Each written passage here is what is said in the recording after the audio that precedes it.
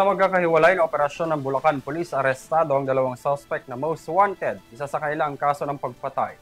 Tunghayan ng balitang pulis ni Shai Morales.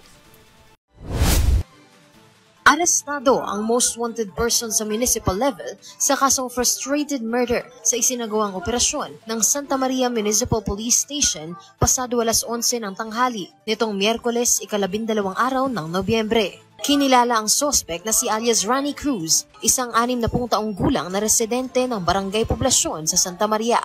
Batay sa ulat ng pulisya, isinagawa ang pag-aresto sa bisa ng warrant of arrest sa kasong frustrated murder. Kasalukuyan ang nasa kustodiya ng pulisya ang suspect at kinakaharap ang kasong may rekomendadong piyansa na umaabot sa 120,000 pesos. Samantala, arestado rin ang isang most wanted person sa kasong panggagahasan ng menor de edad sa lungsod ng Malolos sa kaparehong araw. Ayon sa ulat ng Malolos City Police Station, katuwang ang Bulacan Police Intelligence Unit pasado alas 10 ng gabi nang maaresto ang suspect sa mismo nitong tahanan. Kinilala naman ang suspect na isang 46 na taong gulang na lalaking residente ng barangay Kaingin sa Malolos. Kasalukuyan na ring nasa kustodiya ng pulisya ang suspect na may kinakaharap na 24 na bilang ng qualified rape of a minor at isang bilang ng rape through sexual assault in relation to Republic Act 7610 o Special Protection of Children Against Abuse, Exploitation, and Discrimination Act.